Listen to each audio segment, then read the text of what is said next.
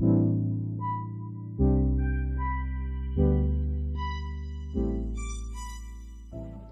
I'm Orlando Jones, and I just want you to know that the Moana Nui Podcast will be starting soon. Stay tuned, yo.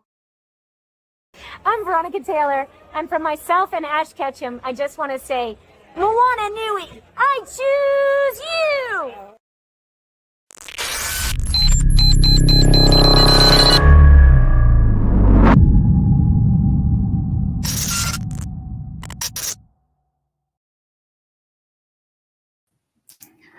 Aloha mai kako, everyone.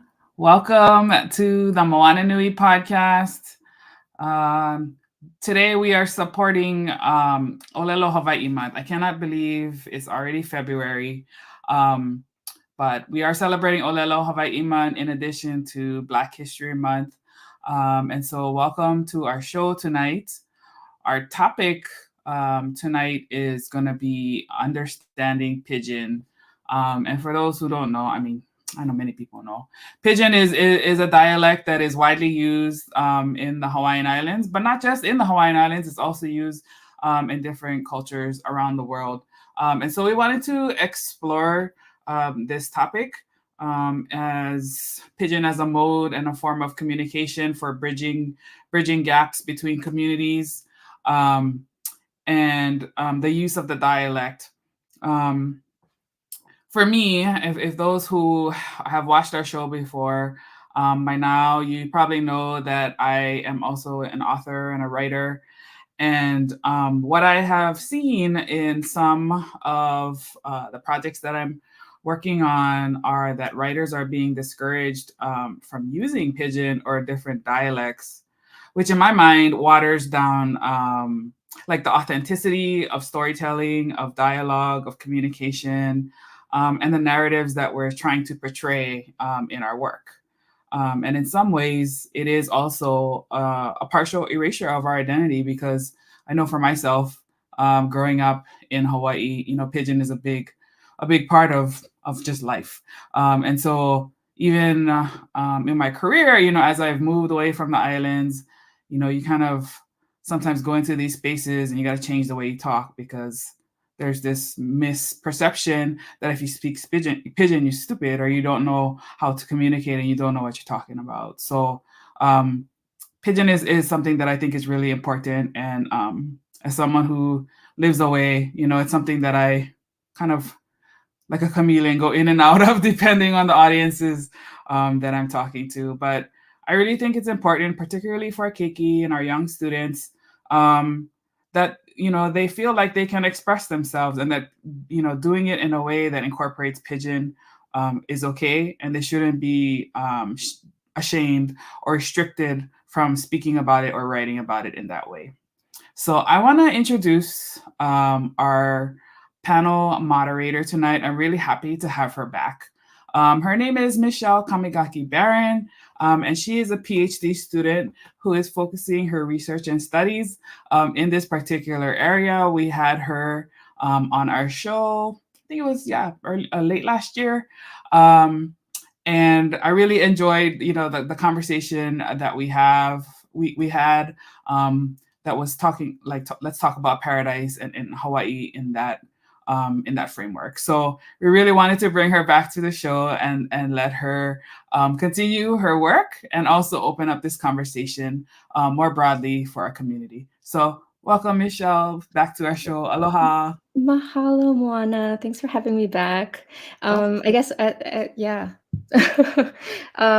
thanks for, like Moana said, I'm a researcher, I guess, along with a PhD student.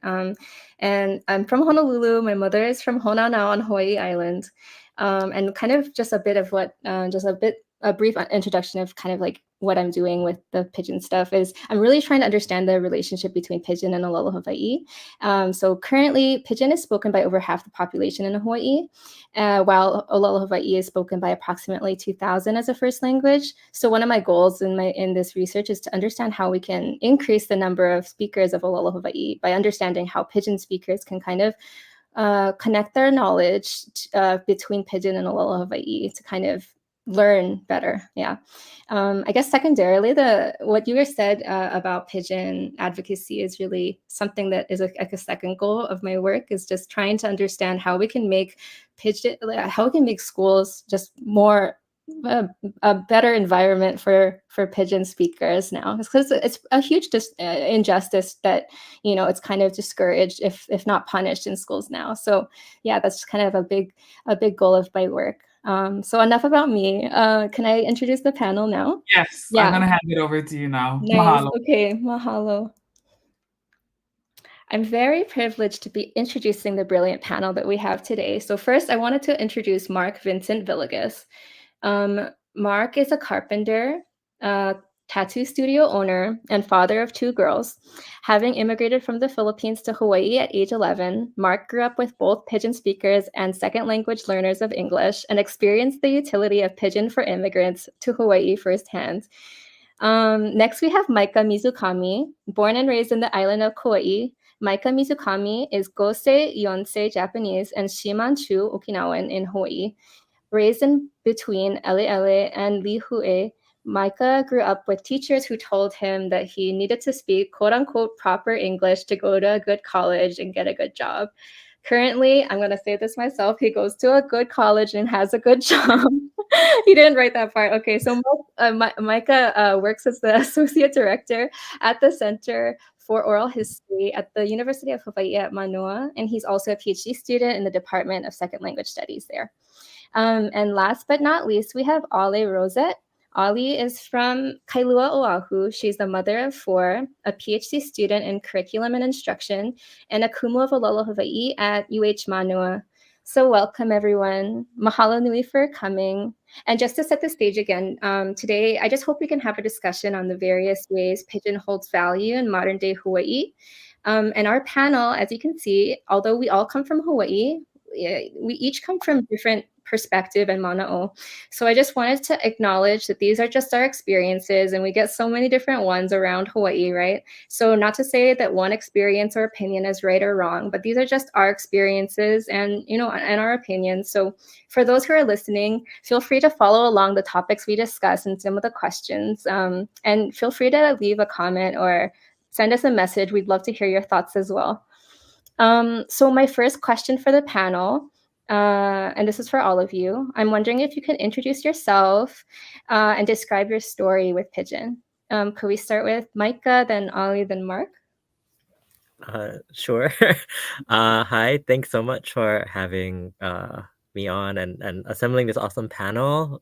Before I start, I wanted to say that Pidgin, another name for Pidgin is Hawaii Creole English, and it's considered a language, a Creole language, but we just call it Pidgin. And that's kind of like the endearing name we have for it. But yeah, like you said in my intro, that's kind of my relationship to Pidgin. My dad is from Kekaha on the island of Kauai. So he has kind of like a really deep Pidgin, I like to describe it as. But I grew up with lots of teachers that said, like, don't speak Pidgin. Like if I was counting like 1, 2, 3, 4, they would be like 3, not tree. So it got hammered out of me pretty early on. But now that I'm a lot older and I've had time to think about it and reflect on it, I really see the value in Pidgin today. So thank you for having us here for this conversation. Mahalo, Micah. That's really nice to hear. Who was the one that I said next? Was it Mark? Ali.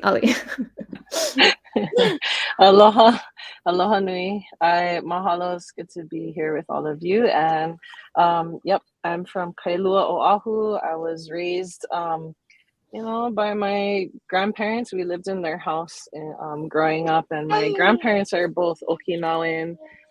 My grandmother was raised in the Kunia plantation, so she spoke a very true plantation Pidgin. So did my grandpa, although he was raised in Kalihi. So that's where where I learned how to speak Pidgin. But when I turned 13, my ohana moved to California, and I went to like high school, 1 year of middle school and high school before I came back. So right before we moved to the mainland, my dad said, "You are not gonna speak Pidgin anymore." Like, and then me and my brothers are all like, "How come?" He's like, "Because of that. Like, you cannot say that, you know." So yeah, I appreciate Pidgin, and in my work as a Hawaiian language instructor, I use it as well. So I have, yeah, Oiavalino. Sorry, mahalo. Thank you. Mark, do you want to go ahead and introduce yourself too? So I grew up in Kalihi, Mm. right? 32 years old. I came here like roughly around 10 years old. Mm. I learned English as a second language, and at the same time, I picked up Pidgin from my surroundings here in Hawaii. At school, I had friends with different backgrounds like Hawaiians, Japanese, Filipino, Koreans, you name it. Everybody here, etc. They all use Pidgin, so I naturally learned it too. To me, Pidgin today is a natural part of the way I communicate. It is not something I consciously think about. I switch it on and off in my daily life. And I work in construction, I use it a lot. Everybody's Pidgin in construction. Depending on the role, if you're in like a project engineer, basically a lot of it you use proper English, And in my tattoo business, it's a mix. It's I don't even know. It's more of like a 50-50. I have like people all over the world, or like other states and stuff. So I use proper English there, but I'm very comfortable with the Pidgin side of it because it's more, emotions involved. It's more fun to use it. Yeah. Thanks so much, Mark. Actually, so I wanted to direct the first question to you. So Mark is a good friend of mine, actually. And one time he told me, it was kind of a long time ago, but one time he told me this story about how he was seeing a lot of new immigrants to Hawaii from the Philippines, for example, kind of find Pidgin easier to learn and adapt to compared to English. And this really started to make me curious because, as everybody knows, Pidgin historically came to be because of this kind of mixture, right? It was a plantation kind of space, a lot of people from different places, such as the Philippines, coming together and basically making a new language. There was a mixture of all of these languages, right? And this actually enabled the plantation laborers to come together despite their differences, right? And rise up against the plantation owners and demand for better and more humane working conditions. So when we talk about the historical function of the language, it's interesting to think about how Pidgin possibly is continuing to serve this purpose for newer immigrants. So Mark, as a newer immigrant to Hawaii, and as somebody who has a lot of people in your circles who are also newer immigrants to Hawaii, I wanted to hear more about what you think about this. Do you think that Pidgin is valuable to new immigrants to Hawaii who don't speak English as a first language? And I'm wondering if you could just share some of your experiences or what you've observed from those around you. I mean, absolutely valuable. Yeah, it's so easy for me to speak it because you have so much room to just make mistake. Like I learned that broken improper English, but it occurred so much in my natural environment that it became part of my identity anyway. Learning English was challenging for me, so Pidgin was less intimidating, and it feels like it has more room and acceptance to make mistakes, in my grammars in general. Mm-hmm. Yeah. Oh, thanks so much. I'm wondering if maybe other people maybe wanted to chime in with any experience that you've noticed.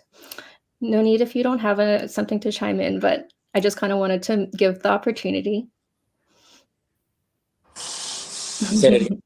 Sorry. Oh, I just wanted to hear if other people had thoughts about that. But yeah, that's a really good, I liked how you said that because I think, yeah, it's interesting that it still kind of has this purpose of, like, as you said, like just talking with other people from different communities too. So that's really interesting. Okay, so here's a question for Ali. Ali is Kumu Ōlelo Hawaii. and has publicly described her experiences using Pidgin as a medium of instruction to make the learning of Ōlelo Hawaii more accessible to students. So I'm wondering if you could speak more about your experiences as a teacher who doesn't punish the use of Pidgin in the classroom, but instead encourages it. Yes, yes, I teach Ōlelo Hawaii at the University of Hawaii at Manoa. And I think it's important that students have a place, in their formal higher learning experience where Pidgin is okay and encouraged, because, it is hard to, I think that it's definitely frowned upon in academia. And so in the classroom, students got to put on this, it's almost like they have to pretend like they don't speak Pidgin. I think I'm assuming in many other classes, but in Ōlelo Hawaii, I use it for two main purposes. The first one is, I use it because I want to build connection, and I want the students to feel safe. They're in a safe space. They're feel comfortable and be able to joke around and feel like an ohana. And I think one way to achieve that is by like talking Pidgin, learning Pidgin, because there's always a good mix of students that were raised in Hawaii and students that are from elsewhere. So it's kind of like this learning point for everybody to teach and learn Pidgin. And I also use it because in teaching Hawaiian, there's a lot of similarities from the structure of sentences in Hawaiian. But also there's certain things in Hawaiian that I find I cannot actually explain through using English. I actually have to use Pidgin. Some Pidgin expressions, or even just the intonation of how things are said. It's hard to do that in English. So I'm grateful that I have, I can lean on Pidgin a little bit. And then when I do that, students, I think they can actually pick it up a lot better. So, for example, like there is some stuff in Hawaiian where the best way for me to explain it is by saying like, this means la this and that means la that, and it doesn't mean like this or like, I mean it does, but I tell them that, and then I think they remember, oh, la this, la that, okay, so. I like how you're describing. There's like more than one kind of reason why it could be valuable in the classroom, if I'm kind of understanding you correctly. Like you're kind of explaining that there's like, there's this like teaching kind of value where, because of the relationship being similar languages, right, in a lot of ways, then it's easier to teach, but also that it kind of helps motivate students, right? You'll bring them in, you said, like kind of make the, like, I think you said, make the space to feel comfortable. And I think that's really, those are multiple values, right? Like sometimes we don't think about how important it is for students to feel comfortable, right? And I think that was really interesting about what you were saying. I guess because we're a little bit early on time. I wanted to kind of take the time to, while we're talking about Pidgin in the classroom, maybe Mark or Micah or Ali, just talk about maybe your experiences, kind of rewind when we were back in school, and maybe some of our experiences with Pidgin in the classroom, like if you had some kind of negative or positive experiences with Pidgin, and like what was the messaging in schools for you guys? If you could start, do you want to start with Micah? Okay. Yeah. Like I gave that example about the counting with like 3 and 3. Yeah. That's one I remember, probably from elementary school.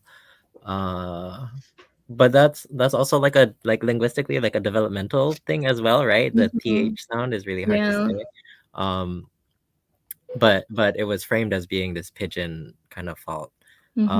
And then, so I think I was kind of like ashamed to speak Pidgin for a long time. And then in high school, I got to do this like, or I always wanted to like get as far away from Hawaii as possible. Growing up on Kauai, really small island, I wanted to kind of see the world. And I thought I wanted to go to the East Coast for college. And then I got to spend some time with the Hawaii Youth Conservation Corps one summer, and then that like really changed my thinking about Kauai and Hawaii and being from such a special place. And then it was kind of after that summer when I really started to try and use Pidgin, and I tried to use it with like my friends, but it came out of nowhere because I never really did that before. So I remember just like my friends like really laughing at me for trying to like starting to use Pidgin again, but it wasn't like making fun of me laughing. It was more like, oh, where is this like local side coming from? And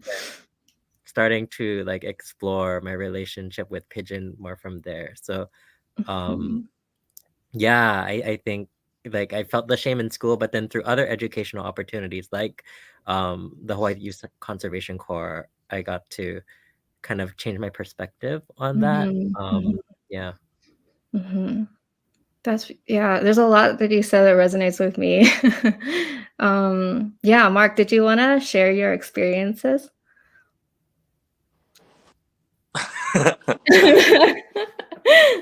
Well, as I mentioned earlier, Pidgin feels more forgiving.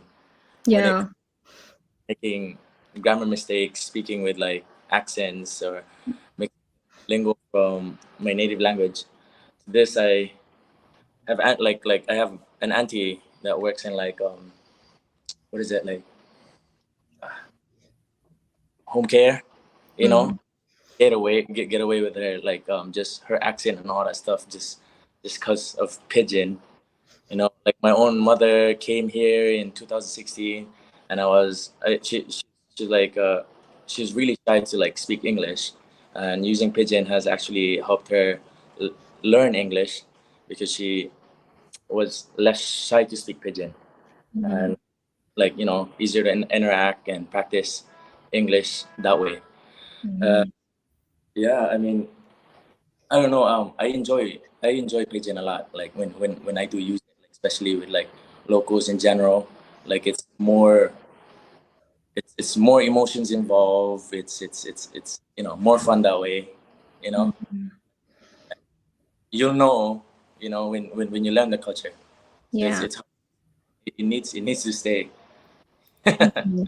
That's good to hear. You're also talking about kind of like your current job and like there's different spaces. Like, do you feel like they're both kind of spaces where it's pretty free to speak Pidgin, or is it like ever kind of bad to not be able to speak Pidgin in like the places that you work?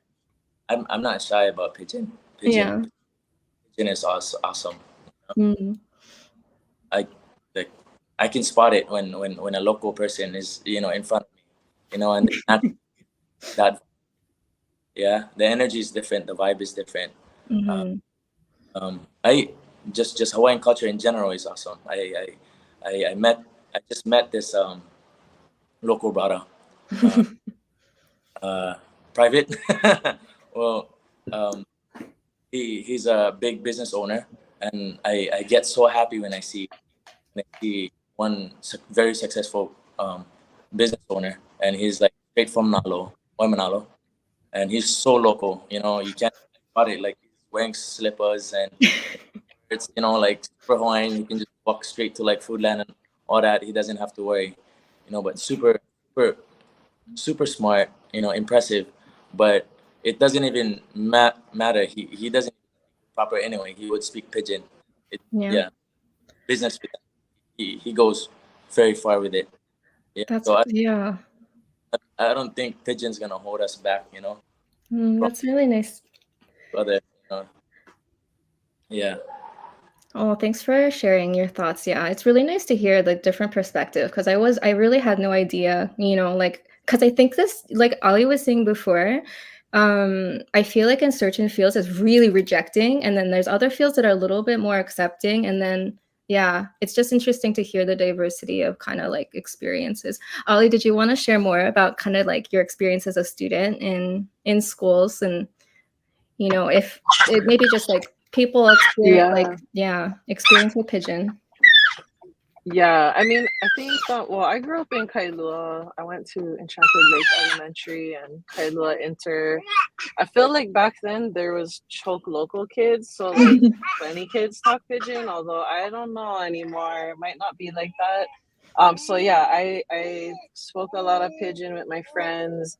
I still think that from what I can recall, like it wasn't encouraged though in the classroom, and that, you know, if you did it too much, it was like you weren't smart enough. I do remember feeling like that. And then, you know, like, but at my home, it was like, that was how I actually really spoke a lot of Pidgin with my grandma, because I was, you know, my grandma and my grandpa, they were always at home. So that's who I talked with. And I didn't talk Pidgin too much to my parents though. So my dad is from Mexico, and he was in the military. And my mom, she was raised Kaneohe, so she did speak Pidgin as well. But I think they encourage us to speak more proper English. And then, you know, I think it also helps though to like have friends that are real like tera. I have one friend in particular. She was super tera, and we only speak Pidgin to each other. And I think that, you know, like it's a good mode of communication, because, you know, you feel like how Mark is saying, you can let loose, is forgiving. I mean, and it's also always evolving too. You know, like I feel like humor just goes hand in hand. Like you kind of jokes sound better in Pidgin. So you know, I don't know what it's like now in school, but I know what it feels like at the university. It's like, Yeah. maybe not. So I'm like Mona said before, I'm living in Canada right now, and I'm just doing my schooling here, but plan to go back to, you know, home to Hawaii. And one time, like it's interesting because like, even though, so I'm constantly giving talks about, you know, my research and why it's important. And one of the kind of driving home points that I try to make is like, look guys, like this is something that actually happens all over the world. Like sometimes, you know, there's one language that everybody is like, oh, this one's the proper one to speak. And then there's this other language and they said, oh, this is not proper. And it's really just who's speaking it that kind of sets that divide. And it really just keeps people kind of like controlled, to be honest. And like, you know, because even today with Pidgin, like it's not just hard to kind of access education, but you can be prevented from receiving employment, and that's legal. Like, and it remains current and unchallenged to this day. You know, you can just by having a Pidgin accent in your English, you can legally get fired or, you know, prevented from receiving employment. And so I think this is really interesting just to think about, you know, how pervasive it really is. It's something that is, you know, people actually like it, you know, that was brought to court and they lost, trying to, you know, just protect the, you know, ability to have a Pidgin accent in the place that Pidgin is spoken, right? And I just think about how much of a shame that is. But even talking about this stuff in Canada, it's interesting how fast people have a negative perception about it, you know? Sometimes I remember I was giving this presentation and somebody asked the question. They said, oh, but isn't it important to speak English? Like, you know, you should speak English and kind of punish the, you know, the one that will kind of bring negative consequences, you know? And I guess my response to that might be, I think one is that there's different types of value in different languages, right? Some people say this about Ōlelo Hawaii all the time, like, oh, you know, it's not a language that's going to make you big bucks anymore, you know, like, and there's different values in different languages. And I think it's interesting to think about how monolingualism is like somehow this norm that we have now, but we're, you know, all over the world, like speaking more than one language is pretty standard, right? So maybe there's this opportunity that we could kind of make space for Pidgin. And maybe, you know, maybe it is the case that if we are going to be like, you know, going to, you know, the continent, or if we're going to go other places, then, you know, maybe it's important to also learn English or other languages, you know, especially if you're in Hawaii, learn Ōlelo Hawaii. But there's, I guess my response to that was just like, there's different, you know, there's different value to different languages, and also just like the harm in punishing the use of just somebody's first language, right? I think is really detrimental to Kama'aina and like just like the next generation, every generation, right? Whenever we see this, and this is something that really occurs around the world. So yeah. I really resonated with what everybody brought to the table. I'm wondering, I guess, if kind of along that note, Micah, I wanted to direct a question to Micah. So Micah, in his work as a researcher, has studied the value of the use of languages such as Pidgin and Uchinaguchi, the Okinawan language, to communicate their identity to others, to build trust and rapport, among other things. So I'm wondering if you could speak more about this research, as well as your personal experience on what happens when languages are policed or discouraged from being spoken. Are there certain consequences or impacts of such policing that you think are not talked about enough? Yeah, that's a great question, and I think flows well with what we were just talking about. So thinking about like rapport and Pidgin in the classroom, my research has been more with like the Japanese language classroom here in Hawaii. And Pidgin wasn't the focus of my study, but some of the teachers I interviewed were from the US, some local, some not local. And one that was really interesting, he wasn't born or raised in Hawaii, but in the interview, we were talking about like, oh, how might your students perceive you if like you're like not from here, you're not Japanese, like what do you think your students think of you? And he was like, oh, they must think I'm like some haole kind sensei. And I was like, oh, that's a really interesting kind of way to say it. And it just came out so naturally. So it really shows how like in tune he is to like the cultural and social environment of Hawaii, this place, his classroom. And then he was talking about how he hopes that he like makes the classroom a comfortable place where the students can just ask him any kind of questions. So I like it plays a role even in these other languages that are being taught in Hawaii. In the kind of these really small ways, but that really does help build that relationship with students and make them feel comfortable, like what Ali was talking about. And the other part too, thinking about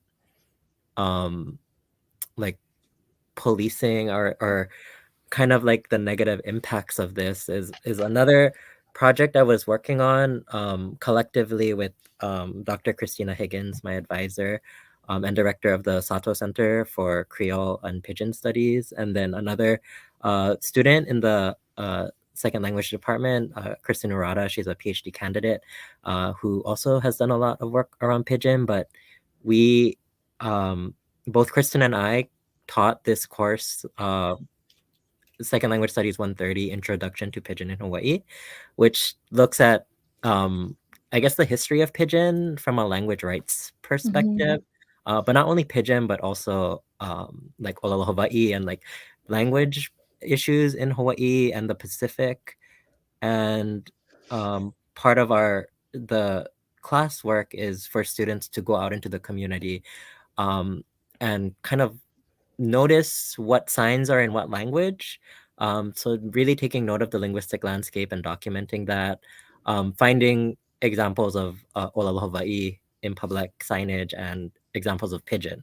So we kind of looked at all of the data that the students submitted, and it was interesting because the students had to then kind of share their own ideas and thoughts about these signs and ask their friends about it too. And there was this really positive kind of image of Pidgin coming out from all of these responses. And this is kind of like we call it citizen sociolinguistics approach, where it's not the top-down researcher imposing the framework. We're trying to see what like everyday people are thinking and what kind of information they're bringing to the table, and then trying to look at that. And from there, it was really apparent that they weren't treating Pidgin with this stigma that we've been talking about and have experienced. So I don't know, there might be this like disconnect between like the official discourses with like I think like Mark was touching upon this, where it's like, oh, like you can use Pidgin and be successful, but that's not what everyone hears. It's everyone hears like you need to speak proper English to get a good job to make money. But you look at what like our students and their friends are saying, and it's kind of a very different story. So there's a disconnect there. Oh, that's really interesting. Sorry, I just like had a like moment where I'm just like, darn, like that's kind of crazy. I didn't even think about how that's really true. Like there's like sometimes a disconnect between sort of how I think it's like I don't want to shame my parents, but like my parents just really experience a lot of hardship because of speaking Pidgin. Like I think particularly my mom, like there was just a lot of things because my family that's from Hono now, like they all had kind of just experienced like the negative consequences of language stigma, so of course to try to protect their kids, they'll say one time I was young and they just kind of sat me in front of the TV. They're like, okay, learn how to talk good English like that guy. And I think back and I'm like, okay, it's hard because it's like it gets you sometimes it's the way that it is and it's the way that they want to just to try to protect you. But like it's interesting to see how maybe there's a lot of advocacy work that have been going on in like different places, I think, and it's not necessarily coming like I know that there's a lot of work in the university, but it's coming from different places, like what this advocacy and like language rights kind of looks like it looks different, right, from different places. And it's really valuable to see how it's kind of coming up like this, and it's making kind of like a lot of the space is more comfortable for people living in Hawaii, so it's really nice to hear that part. We're flying through these questions so fast. I thought that we'd have too many questions, and I'm just wondering if we can kind of expand this part a little bit more because it's been fostering such good conversation. So I don't know, like is there other kind of parts or like domains of that you wanted to kind of talk about, Micah, and just like your work in, I think, in Pidgin, but also maybe in other languages in terms of like policing and maybe just like kind of language rights work, and what does that look like in different domains? Yeah, I guess before I touch on that, kind of my work at the Center for Oral History, a lot of the kupuna and people, aunties, uncles out in the community we interview will speak Pidgin, and we then transcribe these interviews, give it back to them to review. And like once or twice I've had someone be like, oh, I don't want my interview out there anymore because it's in Pidgin. And I'm like, no, like there's so much good knowledge in there, and like we want your mana'o, and like it was talking story, so it's like I don't know, it's really difficult to explain how it can still be like these stories can still be valuable when like these kupuna see their like how they're talking and they really don't like it because of, I guess, like you said, your mom went through a lot of like hardship with Pidgin. So that's kind of a different area of where this kind of negative stereotype of Pidgin has or does impact I do.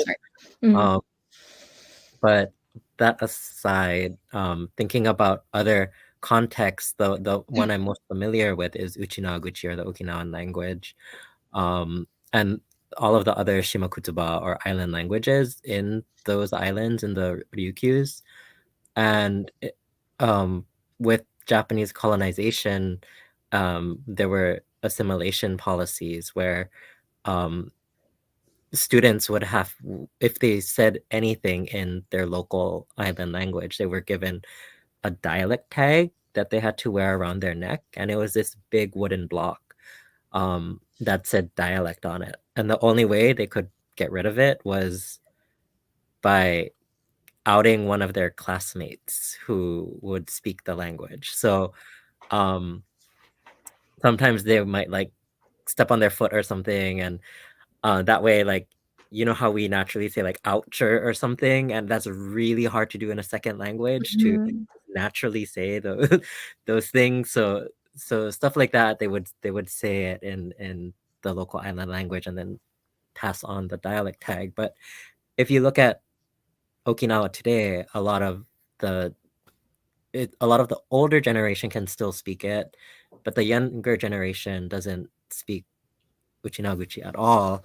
And it's really interesting too, because Okinawa has such a huge global diaspora. So you look at the South American populations and Okinawans who emigrated over there in the 1900s, and their descendants can still speak some Uchinaguchi, which is really interesting because it's like in the homeland, in the motherland, like it's because of these assimilationist policies, it's not being spoken or used or encouraged, and there's just so many roadblocks to include it in education, that there is this mindset and values too, right? Like you're talking about, there are so many cultural values to language, but I think because everything is associated with capitalism and making it big, making a lot of money,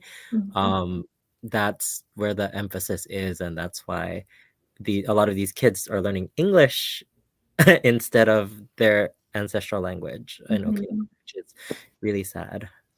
I like how it's I like what you say, especially just bringing it back to just like to Okinawa as well. I think it's interesting. I think it's important to describe this as like a global phenomenon, you know, like, and I think that kind of makes it more, it feels more real. You know, when I talk to people about Pidgin in Hawaii, sometimes they'll laugh at me, you know, oh my God, are you getting a PhD in Pidgin?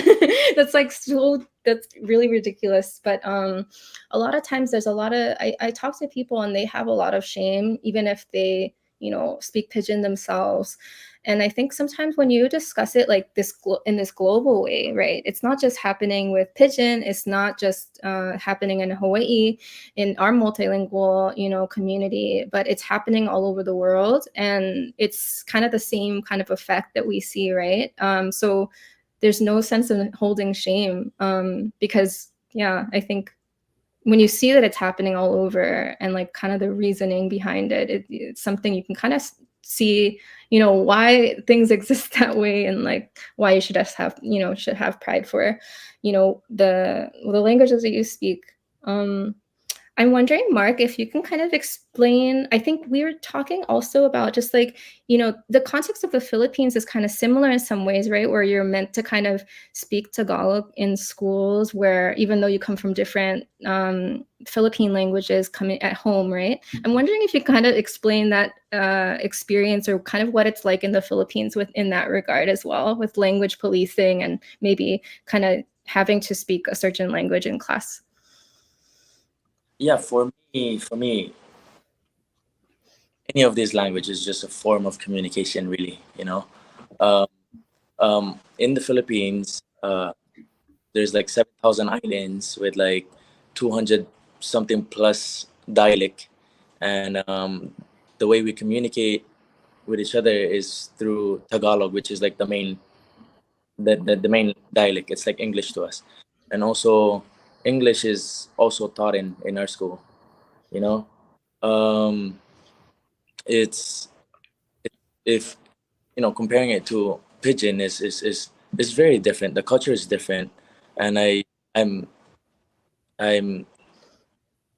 I still know so much Filipino culture, you know, and I gotta say, Pidgin is like a very different way of communication. There's just so much love in it, you know, and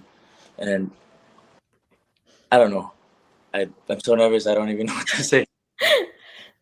But yeah, I mean, I don't know what else there is, like easily underestimated, but it shouldn't have to be that way, really. I mean, I think people should just be open to it, because English is just a communication, a Yeah. way of like do business. I mean, if I'm gonna do a proposition to business, if I need to use proper English, I will use proper English. Mm-hmm. Speaking to my friend right next to me in Moke, it shouldn't be anything, you know. It's just a language, really. Mm-hmm. Mm-hmm. I think I was wondering if there was one, like, if, you know, in the classroom in the Philippines, right?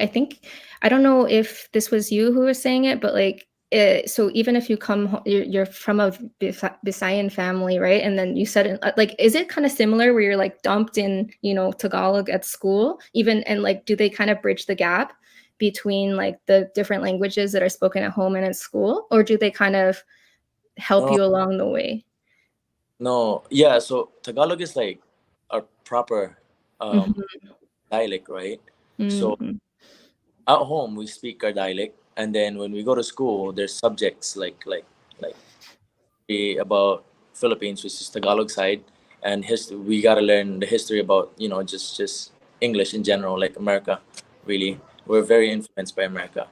The reason why we have to learn English is because of like just future in general, to keep us secure. You know, like moving forward, who knows? We end up working abroad, and we can use that. You know. Yeah. But you know, it was never an issue. It's just us trying to learn a different language or dialect in general. Yeah, so you're saying it's like a different vibe than in Hawaii for sure, yeah. Very different, yeah. Oh, okay. Thanks for sharing, both of you. Yeah, I'm wondering, Ali, if you can kind of explain. I don't know if you have much to say about this. I think that you probably do, but like just with Ōlelo Hawaii speaking rights in Hawaii, I'm wondering if you could speak kind of more about that. And you know, like I know that you do some work with just like the way that the ancestors spoke and those things. Like I'm wondering if you can kind of share a bit about policing, or you know, just maybe how the value of Ōlelo Hawaii is sometimes not always, you know, emphasized in culture, in society now. So I'm wondering if you had much thoughts about that.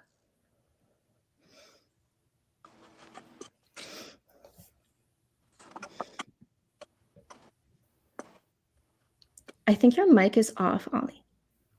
Oh, sorry. Here I am. Okay.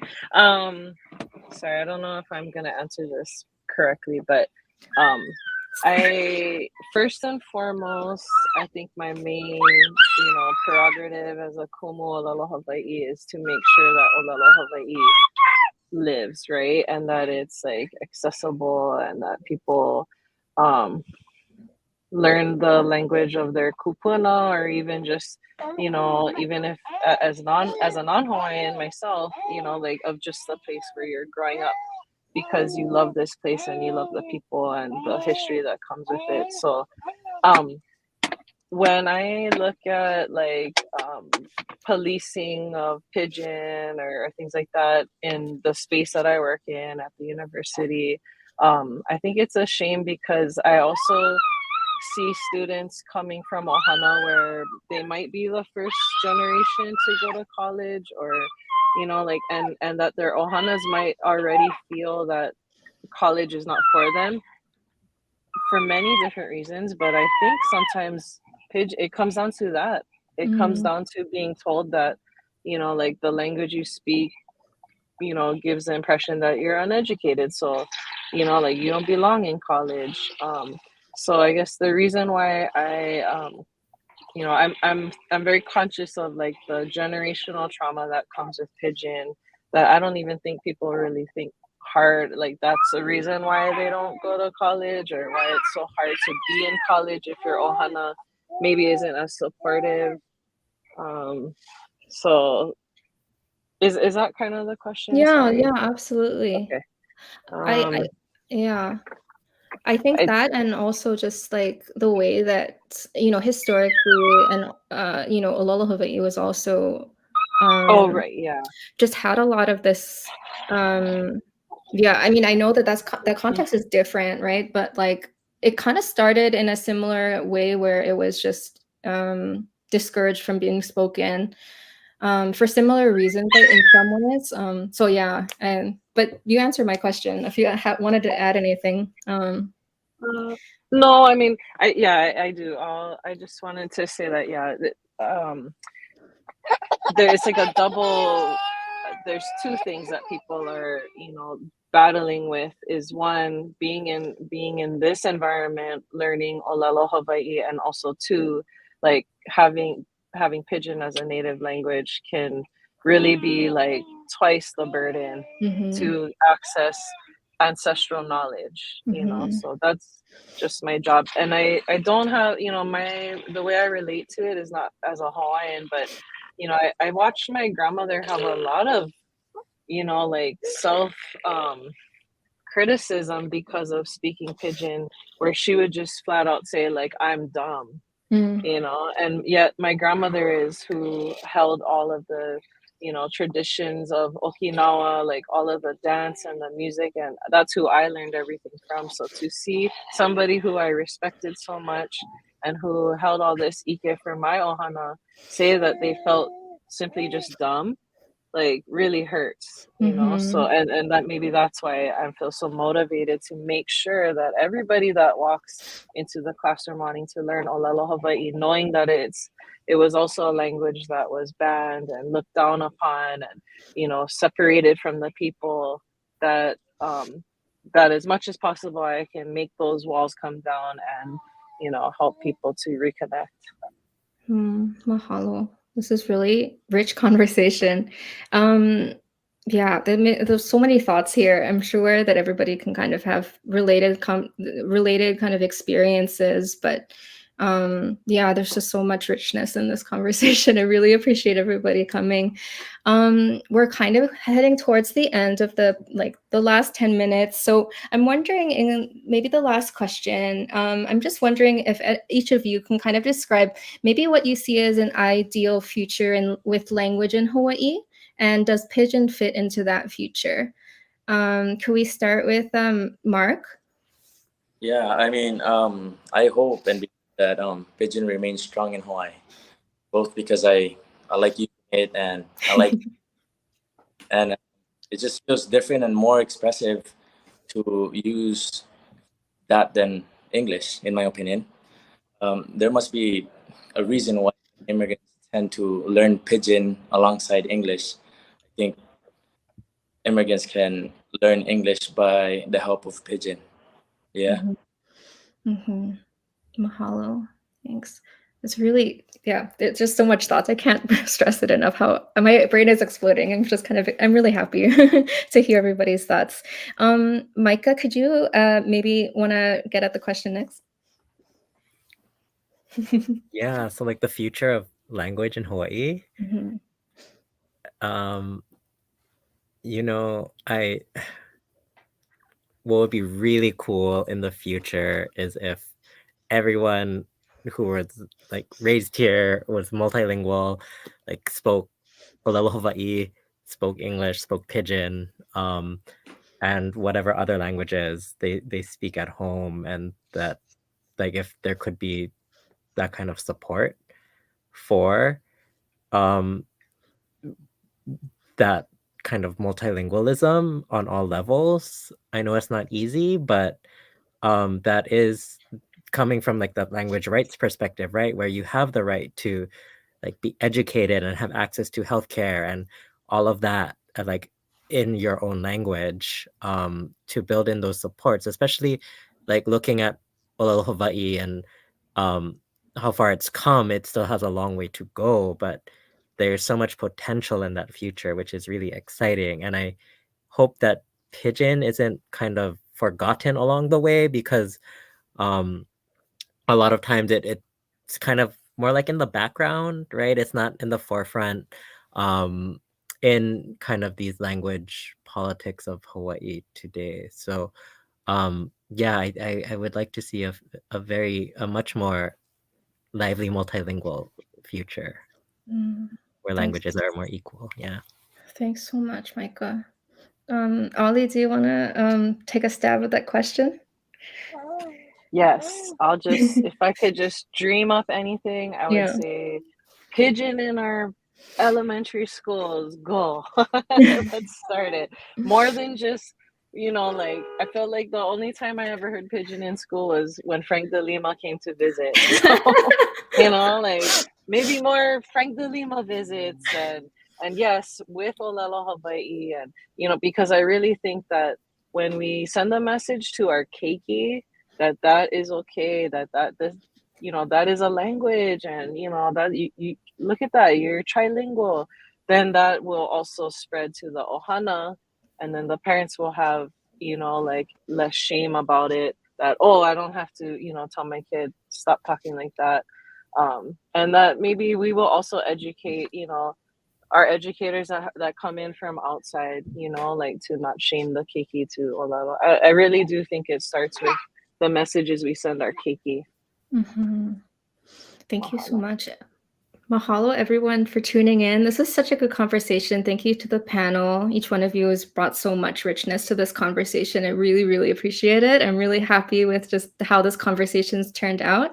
I hope we can carry on the conversation about the value of Pidgin with others around us. And please share us again with those who are listening. Share us your thoughts on experiences that you've had, and just maybe your opinions on this. It's really something I think that maybe needs to be discussed more often in Hawaii and in our circles. Before you go, again, I'm a researcher, so I just want to spread the word. If you or anyone who is above the age of 18, speaks Pidgin and Ōlelo Hawaii and wants to take part in some research, please visit tinyurl.com/talk-pidgin. We're giving $15 Amazon or Zippy's gift cards to anyone who participates in this research. I'm so desperate to find participants to move this research forward. So much thanks. Mahalo nui loa. If you want to reach me, you can email me at kamigaki.baron at gmail.com. That's KAMIGAKI.BARON at gmail.com. Micah, how can listeners find you? They can find me at the UH Manoa Center for Oral History. On our website, my contact information is there, or I don't know, on social media. On Instagram, I'm Mizu Micah, so MIZU from my last name, MICAH. Mahalo. What about you, Ali? Mahalo to you, Michi, as well as Moana. I'm not on the socials, but you can find me at the University of Hawaii. I work in Kawai Huelani Center for Hawaiian Language, and my email is aliciap@hawaii.edu. Mahalo. Mark, how can we find you? Maybe through my studio. Yeah. That would be tattoo.aos. AOS means Alpha Omega Studio. It's tattoo.aos. Tattoo.aos is that's on Instagram. Correct. Yeah, go check out Mark's tattoo studio. It's nuts. Okay. All right, everybody. Shoots. See you next time. Ahui ho. Shoots. Mahalo. Mahalo. Hui ho.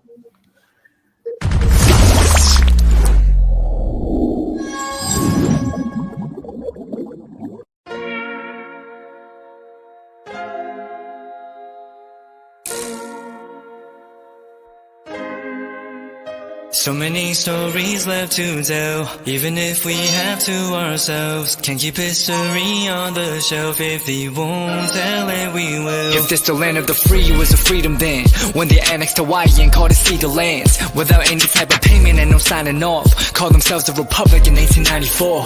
1.2 million acres overtaken from the Native Hawaiians. When they resisted, the West retaliated in violence and erasure. The Hawaiian language is banned as part of colonialism's plan to expand, yeah. Stuck between a rock and a hard place. Multiple bombings of Kaho'olawe as a part of their ongoing war with Asia. Used it as a place for target practice. No consent or compensation. Colonizers call for annexation. No work out for all the locals, school will never let you know. So many stories left to tell, even if we have to ourselves. Can keep history on the shelf. If we won't tell it, we will. Too many stories left to tell, even if we have to ourselves. Can keep history on the shelf. If we won't tell it, we will. We will. So if you put Hawaii in a perspective, well, Black and Asian history is interconnected. Considering the fight with the Pacific, then of course versus Asia, they was treated as a middleman for war, but didn't let the Western colorism run its course. Cause dark skin was a sign of dignity to core. The land was taken in the name of capitalism, when prior to it was an actual kingdom. Clap back at the system. Stuck between a rock and a hard place. Multiple bombings of Kaho'olawe as a part of their ongoing war with Asia. Used it as a place for target practice. No consent or compensation. Colonizers call for annexation. No work out for all the locals, school will never let you know. So many stories left to tell, even if we have to ourselves. Can keep history on the shelf. If we won't tell it, we will. Too many stories left to tell, even if we have to ourselves. Can keep history on the shelf. If we won't tell it, we will. So many stories left to tell, even if we have to ourselves. Can keep history on the shelf. If we won't tell it, we will. Too many stories left to tell, even if we have to ourselves. Can keep history on the shelf. If we won't tell it, we will. We will.